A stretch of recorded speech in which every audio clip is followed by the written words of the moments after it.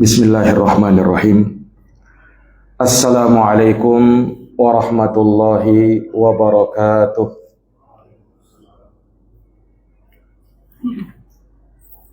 Alhamdulillah. Alhamdulillahi rabbil alamin. Wa bihi nasta'inu ala umuri dunya waddin. Ashhadu an la ilaha illallah wahdahu la syarika lah.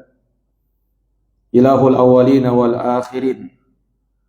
Wa ashhadu anna Muhammadan abduhu wa rasuluh as-sadiqul amin.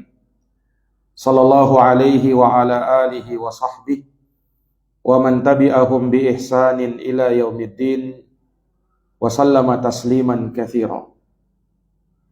Subhanaka la ilma lana illa ma 'allamtana innaka antal alimul hakim. Allahumma 'allimna ma yanfa'una wanfa'na bima 'allamtana wa zidna ilman ya arhamar rahimin. Allahumma inna nas'aluka fi'lal khairat wa tarkal munkarat. Rabbi shrah li sadri wa yassir li amri wahlul 'uqdatan min lisani yafqahu qawli. Amma ba'd, ma'asyaral muslimin wal muslimat, ayyuhas shaimun wa ayyatuhas shaimat. Hadirin wal hadirat, Bapak Ibu salat jamaah salat subuh yang dirahmati dan dimuliakan oleh Allah Subhanahu wa taala. Hari ini hari Ahad, kita sudah memasuki hari ke-11 bulan Ramadan 1447 Hijriah.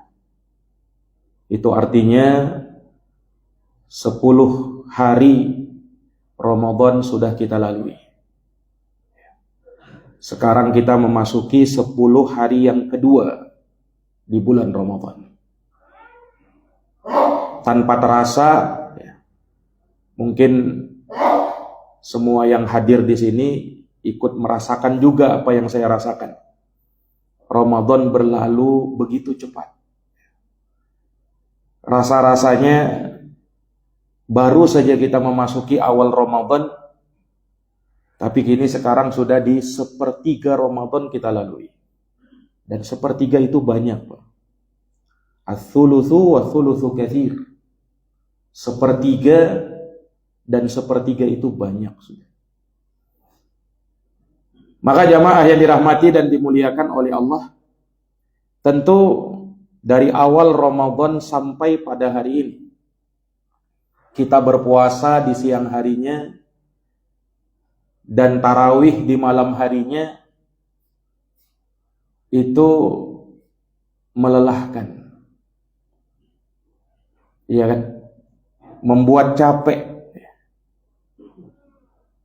membuat loyo dan lemas. Tentu kita rasakan semua, kita berpuasa, walaupun tentunya kita semangat untuk itu, tapi setidaknya rasa capek, rasa lelah itu ada, menghampiri kita. Akan tetapi para jamaah sekalian yang dirahmati dan dimuliakan oleh Allah, ketika lelah kita di jalan Allah, capek dan letih kita karena Allah, maka semuanya akan berbuah keberkahan dan kebahagiaan di yaumul akhir nanti. Para jamaah yang dirahmati dan dimuliakan oleh Allah, itulah tema yang kita angkat pada kesempatan subuh kali ini. Kita angkat tema lelah jadi berkah karena Allah. Hadirin jamaah subuh yang berbahagia, semua dari kita tentu pernah lelah, ya kan? Bahkan sering kita lelah itu. Mungkin sebagian orang hari-hari dia lelah, capek. Kita sering kelelahan. Dan memang itu disebutkan di dalam Al-Quran. Di surat Al-Ghashiyah, Allah Subhanahu wa Ta'ala berfirman, amilatun nasibah. Manusia itu bekerja, beramal, dan dia lelah dalam kerjanya, kepayahan dalam amalnya. Allah sebutkan itu di dalam Al-Quran. Para jamaah yang dirahmati dan dimuliakan oleh Allah, pertanyaannya, apakah setelah lelah kita merasakan kebahagiaan, merasakan kegembiraan? Ya, jawabnya ada yang bahagia setelah dia lelah, ada juga yang tidak. Tergantung lelahnya karena apa dulu? Capeknya karena apa dulu? Kalau lelah dan capeknya karena Allah, maka pasti berbuah keberkahan, pasti berbuah kebahagiaan. Tapi kalau lelah dan capeknya bukan karena Allah, maka itulah yang akan berbuah kesedihan, penderitaan, dan kesengsaraan. Ini para jamaah yang dirahmati dan dimuliakan oleh Allah Subhanahu wa Ta'ala. Makanya kita harus melihat lelahnya kita di mana. Apakah di jalan Allah atau justru wal iyadu billah di jalan syaitan. Semua dari kita lelah. Beribadah itu juga lelah. Bekerja untuk dunia kita juga lelah. Tetapi kesudahan dari kelelahan itu, itulah yang menentukan berkah tidaknya kita di dalam mendapatkan pahala ataukah tidak. Contoh manusia yang paling lelah, Nabi kita Muhammad sallallahu alaihi wasallam. Lelah enggak Nabi itu, Pak? Capek enggak beliau itu? Beliau itu bukan hanya sebagai kepala rumah tangga, tapi juga beliau sebagai kepala negara, istilahnya kita sekarang. Karena beliau mengurusi umat. Para jamaah yang dirahmati dan dimuliakan oleh Allah Subhanahu wa Ta'ala. Dan tugas dari Allah Subhanahu wa Ta'ala kepada beliau itu jauh lebih berat lagi. Harus menyampaikan risalah kepada umat manusia. Dengan segala resiko yang harus beliau dapatkan. Cacian, makian, ya. Demikian pula percobaan pembunuhan kepada baginda Nabi. Lelah beliau, capek beliau. Tetapi para jamaah sekalian yang dirahmati dan dimuliakan oleh Allah, lelahnya Nabi, capeknya Nabi sallallahu alaihi wasallam di dalam ibadah kepada Allah dan di jalannya Allah Subhanahu wa Ta'ala. Sehingga lelahnya beliau, capeknya beliau berbuah keberkahan dan kebahagiaan. Lelah yang seperti itu tidak ada artinya. Capek yang seperti itu tidak ada nilainya. Karena apa? Semuanya akan berbuah kebahagiaan.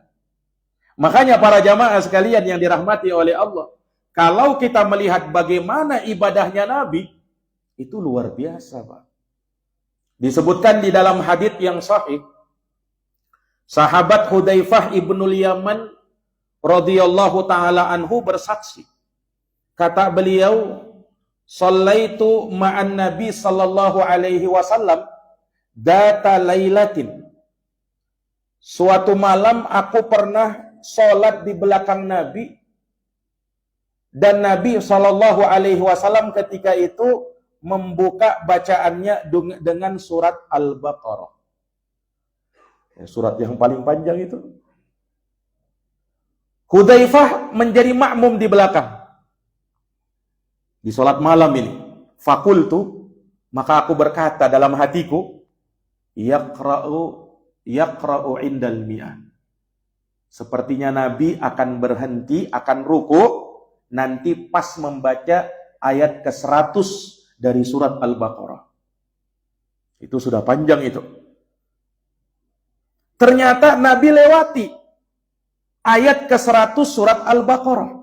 Oh, tapi Nabi lanjut ternyata. Dalam hati Huzaifah ini, sepertinya Nabi mau selesaikan surat Al-Baqarah ini. Oh, panjang sekali itu. Dalam satu rakaat, Pak. Selesai surat Al-Baqarah, Huzaifah mau siap-siap mau ruku ini. Nabi lanjut lagi buka surat Ali Imran. Sampai selesai dibaca sama Nabi, Nabi buka lagi surat An-Nisa, sampai selesai dibaca oleh Nabi. Al-Baqarah, Ali Imran, An-Nisa dalam satu rakaat. Berapa juz itu, Pak? 5 juz lebih. Dibaca dalam satu rakaat. Tidak bisa dibayangkan kalau makmumnya kita. Ya. Mungkin kalau sudah pas salam imamnya bubar semua. Para jamaah yang dirahmati dan dimuliakan oleh Allah. Tapi Hudzaifah ibnul Yaman bermakmum di belakang Nabi, sabar beliau menunggu. Para jamaah yang dirahmati dan dimuliakan oleh Allah. Pertanyaannya, Pak, capek enggak Nabi itu? Lelah enggak Nabi itu? Membaca sekian juz itu dalam satu rakaat, berdiri dalam waktu yang lama. Nah, kita ini imam membaca surat An-Naba saja. Kadang kita itu gelisah itu, ya An-Naba dibacanya. Nah, padahal baru surat An-Naba itu. Para hadirin yang dirahmati dan dimuliakan oleh Allah. Nah, jawabannya tadi bahwa Nabi Shallallahu Alaihi Wasallam betul beliau lelah, capek. Tapi ketika semua itu di jalan Allah Subhanahu wa taala, lelah dan capeknya tidak ada artinya. Tidak terasa semua itu. Nah, ini para hadirin yang dirahmati dan dimuliakan oleh Allah Subhanahu wa taala. Maka kalau kita melihat kehidupan kita, memang kita penuh dengan kelelahan. Hari-hari kita lelah. Dan itu disebutkan di dalam Al-Quran. Kita ini lelah dari kecil, Pak. Dalam Quran Allah berfirman, laqad khalaqnal insana fi kabad. Sesungguhnya kami ciptakan manusia fi kabad. Kabad itu artinya susah, payah, letih, capek, lelah. Dan kata-kata yang mirip dengan itu. Manusia diciptakan seperti itu. Semua manusia tanpa terkecuali, mau dia tua, muda, laki, perempuan, ya, seorang pejabat atau bukan pejabat, ustadz atau jamaahnya, ya, semua diciptakan dalam kondisi seperti itu, lelah dan capek. Mau dia beriman, tidak beriman, semuanya akan mengalami lelah, letih dan capek. Dan itu semenjak kita lahir, Pak. Coba di dalam Quran Allah berfirman, hamalathu ummuhu kurha wa wada'athu kurha. Ibunya mengandungnya dalam keadaan susah payah dan melahirkannya pun dalam keadaan susah payah. Kita dilahirkan itu bukan gampang, Pak. Pada saat ibu kita melahirkan. Capek. Mereka harus mengandung selama 9 bulan. Di bawah itu. Ya. Pada saat melahirkan dalam keadaan hidup dan mati. Nah, para jamaah yang dirahmati dan dimuliakan oleh Allah. Dalam keadaan kita keluar, maaf Pak, dari lubang tempat yang kecil. Ya. Subhanallah. Kemudian pada saat kita keluar, kita dalam keadaan menangis ketika itu. Harus dipotong lagi apa namanya? Ya, tali pusarnya. Coba para jamaah sekalian. Pada saat kita kecil, ya, kita sering menangis ketika itu. Belum lagi sakitnya kita, demamnya kita, mau tumbuh gigi aja, Pak. Kadang anak itu sakit kan itu. Nah, untuk bisa mengalami perubahan dalam dirinya pada saat dia hanya bisa berbaring terlentang, kemudian nanti bisa miring, ya, kemudian nanti bisa tengkurap, bisa merangkak, bisa berdiri, berjalan pelan, sampai berlari, itu lelah dan capek itu. Tidak jarang anak kecil itu jatuh bangun dia. Ya kan? Jatuh bangun dia. Ya. Para jamaah sekalian yang dirahmati dan dimuliakan oleh Allah. Jadi kita itu sudah merasakan kelelahan, kecapean dari semenjak kecil. Ketika kita dewasa, apakah berhenti lelah dan capek itu? Oh tidak. Semakin besar lagi lelah dan capeknya. Para hadirin yang dirahmati dan dimuliakan oleh Allah Subhanahu wa taala. Kita terus merasakan hal yang demikian. Ya. Semua dari kita lelah, capek. Tidak peduli dia mau muslim, bukan muslim, pasti dia akan merasakan kecapean dalam hidup, lelah dalam hidup. Sampai kapan kita baru tidak lelah lagi, tidak capek lagi? Kata Imam Ahmad bin Hanbal, kita baru istirahat dari lelah dan capek kita pada saat kita meletakkan kaki kanan kita di dalam surga. Baru hilang semua capek dan lelah. Tidak ada lagi capek dan lelah, Pak. Tidak ada di surga itu. Ya. Itu baru betul-betul istirahat kita itu. Tapi kalau kita hidup di dunia, mau apapun kedudukan kita, walaupun dia bos, walaupun dia orang kaya, pasti dia lelah juga itu. Memikirkan hartanya, ya, memikirkan anak buahnya, itu melelahkan itu. Kapan kita baru berhenti dari kelelahan?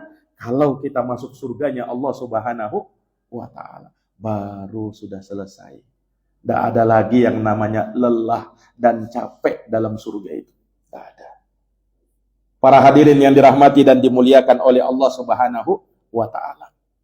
Dan ingat jamaah sekalian, yang membedakan antara kita, orang yang beriman dengan yang tidak beriman, lelahnya mereka di jalan Allah, maka itu yang berbuah keberkahan. Ada yang kita harapkan, iya kan? Dari lelahnya kita, ada yang kita harapkan. Itulah yang Allah firmankan di dalam Al-Quran. In takunu ta'lamuna, fa innahum ya'lamuna kama ta'lamun. Wa tarjuna minallahi ma la yarjun. Kata Allah Subhanahu wa taala, jika kalian menderita kesakitan, mereka pun sama menderita kesakitan sebagaimana kalian derita. Ini Allah Subhanahu wa taala ingin hibur para sahabat. Di saat mereka berjihad, berperang di jalan Allah, lelah, letih, capek mereka. Maka Allah kabarkan ini ayat. Kalau kalian capek, lelah, ingat, mereka pun musuh-musuh kalian itu juga lelah, capek. Tapi bedanya apa? Wa tarjuna minallahi ma la yarjun. Kalian berharap kepada Allah apa yang mereka tidak harapkan. Itu bedanya. Para jamaah yang dirahmati dan dimuliakan oleh Allah Subhanahu wa taala.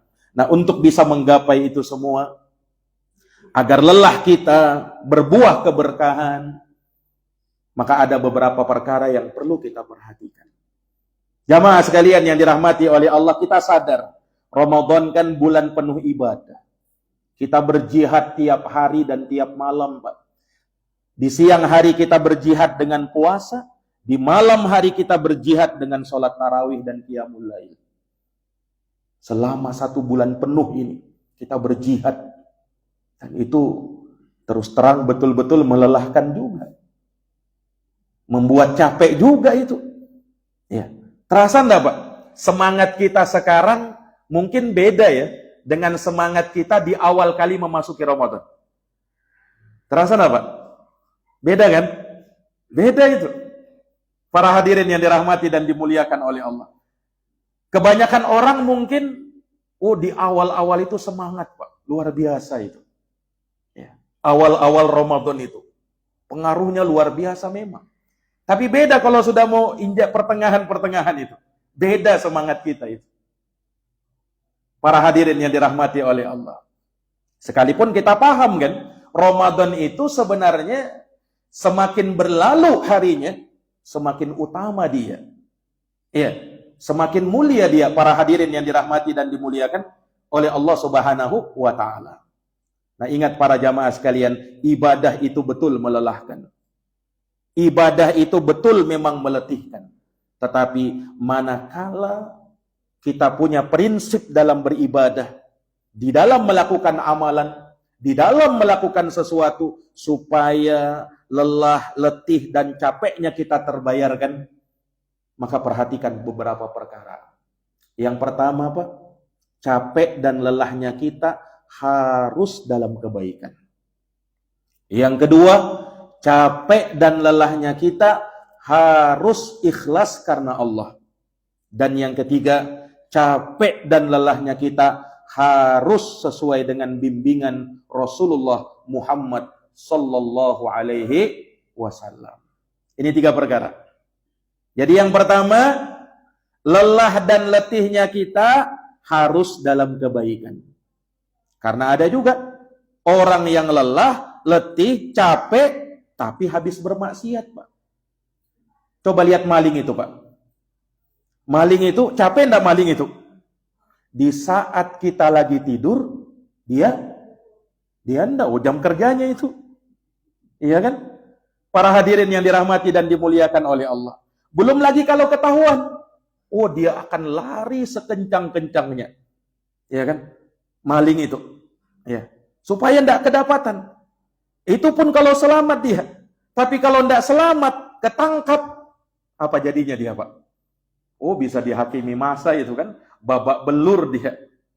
Capek enggak dia itu, Pak? Capek juga dia itu. Jangan dikira maling itu. Capek juga mereka itu. Lelah juga dia. Tapi apa? Semuanya bukan di jalan Allah. Karena mencuri. Sehingga letih, lelah, capeknya dalam maksiat kepada Allah Subhanahu wa taala tidak akan merasakan ketenangan di dalam hidup.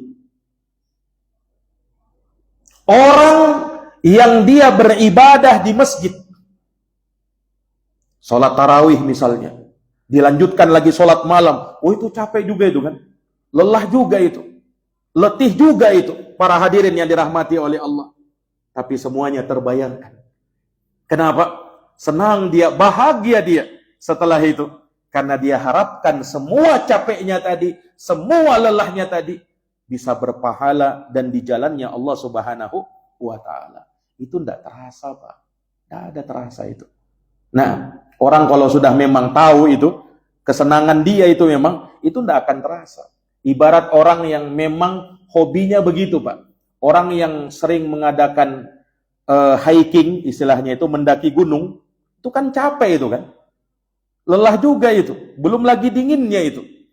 Tapi pada saat dia sudah berada di puncak gunung, sudah berasa di tujuannya, lelah dan capeknya terbayarkan semua. Bahagia dia, ya kan? Bahagia dia. Nah, seperti itulah. Orang kalau sudah merasakan lezatnya beribadah kepada Allah Subhanahu wa taala, semuanya tidak terasa. Ini para jamaah sekalian yang dirahmati dan dimuliakan oleh Allah Subhanahu wa taala. Maka kita harus perhatikan. Lelahnya kita, letihnya kita di mana itu? Apakah di jalan Allah atau di jalan syaitan? Ya. Ketika kita berpuasa, ketika kita sholat, ya, ketika kita harus tilawatul Quran, berzikir kepada Allah, lelah. Dan orang yang joget-joget, Pak, disco, itu melelahkan juga kan itu? Ya kan? Dia harus jingkrak-jingkrak, ya. Para hadirin yang dirahmati oleh Allah. Tapi beda capek dan lelahnya antara dua orang ini. Yang satu dalam kebaikan, yang satu dalam kesia-siaan, dalam keburukan. Maka itu berbeda para hadirin. Dengarkan firman-Nya Allah Subhanahu wa taala dalam surat Toha ayat 124. Kata Allah Subhanahu wa taala, "Wa man a'rada an dzikri fa inna lahu ma'isyatan dhanka wa nahsyuruhu yaumal qiyamati a'ma." Dan orang-orang yang mereka berpaling dari peringatanku, walaupun mereka capek, lelah, letih di situ, akan tetapi mereka akan merasakan kehidupan yang sempit. Tidak ada kebahagiaannya. Karena di jalan setan. Ini para hadirin yang dirahmati dan dimuliakan oleh Allah Subhanahu wa taala. Jadi ini yang pertama, lelah dan capeknya kita harus dalam kebaikan. Yang kedua jamaah sekalian, lelah dan capeknya kita harus ikhlas karena Allah Subhanahu wa taala. Ya. Kalau kita tidak ikhlas, maka lelah dan capeknya kita belum terbayarkan, Pak. Orang yang bersedekah misalnya, ikhlas karena Allah Subhanahu wa taala, maka dia akan mendapatkan kebahagiaan, ketenangan, merasakan kesenangan di balik itu. Tapi kalau sedekahnya bukan ikhlas karena Allah, mengharapkan pujian, mengharapkan terima kasih dari orang, ya, maka sedekahnya bukan di jalan Allah Subhanahu wa taala. Ya, orang yang bersedekah, Pak, berbagi dengan makanan, berbagi dengan minuman, terlebih di bulan Ramadan ini, ya, kita sering berbagi, ya kan? Ya, untuk memberi makan orang yang buka puasa. Ingat, prinsipnya orang yang berbagi itu Allah sebutkan dalam surat Al-Insan ayat yang ke-9. Kata Allah, "Innama nut'imukum liwajhillah, la nuridu minkum jazaan wala syukura." Sesungguhnya kami ini pada saat memberi makan kepada orang, liwajhillah, tidak lain dan tidak bukan karena mengharap wajahnya Allah. La nuridu minkum jazaan wala syukura. Perhatikan, yang kami inginkan wajah Allah, sama sekali tidak ada keinginan kami dari pemberian kami tersebut balasan dari orang yang kami beri. Tidak. Jangankan balasan, ucapan terima kasih pun tidak. Makanya dari ayat ini kata para ulama, orang kalau memberi tapi dia masih mengharapkan, ya minimal terima kasihlah kau, misalnya, iya, maka ini tanda dia belum ikhlas. Tanda dia belum ikhlas. Kita sebagai yang diberi, betul Pak, adabnya ya berterima kasih sama orang, ya kan? Ucapkan jazakallahu khairan, itu adab kita yang diberi. Tapi kita yang memberi, jangan mengharapkan itu. Jangan mengharapkan itu. Kenapa? Dia terima kasih atau tidak, balasannya kita di sisi Allah Subhanahu wa taala. Itulah yang kita inginkan. Para hadirin yang dirahmati dan dimuliakan oleh Allah Subhanahu wa taala. Ini yang kedua ya.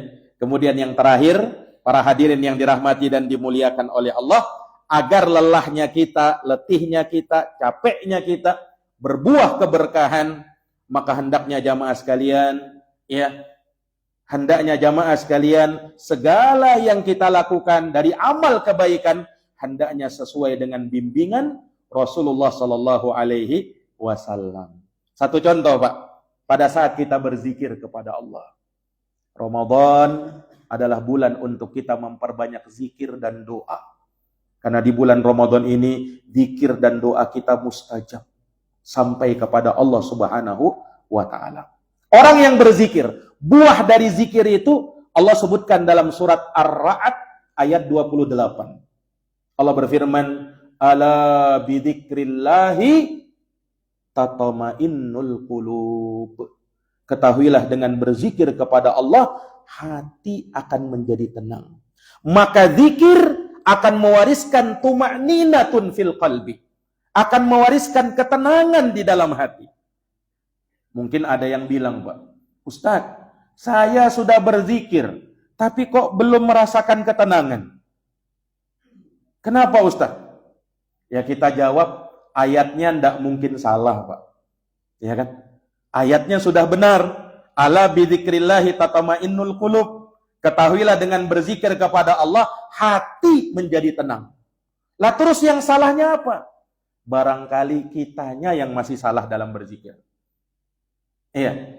Berzikir itu ketika lisan menyebut, hati mengingat. Itu zikir yang hakiki, Pak. Makanya zikir itu artinya mengingat. Bukan sekedar lisan kita berzikir, hati kita melayang entah kemana. Dan zikir itu kita ucapkan dengan penuh penghayatan. Ketika mengucap subhanallah, subhanallah. Terkadang kan orang mau cepat-cepat, Pak. Subhanallah, subhanallah, subhanallah, subhanallah, subhanallah. Nah, Kadang dari tahu apa itu dibacanya itu. Ya, saking cepatnya. Coba Pak, kita hayati zikir itu. Subhanallah, subhanallah, subhanallah, subhanallah. Itu lebih terasa itu Pak. Ketimbang kita zikirnya terlalu cepat, kadang juga ya. Kalau kita lihat, kadang kita keliru. Sampai di mana tadi itu? Nah, saking cepatnya kita berzikir itu. Tapi kalau kita berzikir dengan penuh penghayatan, itulah zikir yang membuahkan ketenangan. Ya, jadi bukan zikirnya yang salah, kitanya yang salah dalam berzikir. Makanya para hadirin yang dirahmati dan dimuliakan oleh Allah, hendaknya semua yang kita lakukan dari amal kebaikan, hendaknya berada di jalan Allah Subhanahu wa Ta'ala. Inilah semua pekerjaan, bahkan semua amal kita akan menjadi berkah karena Allah Subhanahu wa Ta'ala. Yang pertama tadi apa Pak? Lelah dan capeknya kita harus dalam kebaikan. Yang kedua, lelah dan capeknya kita harus ikhlas karena Allah. Dan yang ketiga, lelah dan capeknya kita harus dalam bimbingan Rasulullah sallallahu alaihi wasallam. Mudah-mudahan bermanfaat. Jazakumullahu khairan katsiran atas perhatiannya. Mohon maaf atas segala kekurangannya. Hadanallahu wa iyyakum ajma'in. Subhanakallahumma wa bihamdik asyhadu an la ilaha illa anta astaghfiruka wa atubu ilaik. Subhana rabbika rabbil izzati amma yasifun wa salamun alal mursalin walhamdulillahi rabbil alamin. Wassalamu alaikum warahmatullahi wabarakatuh.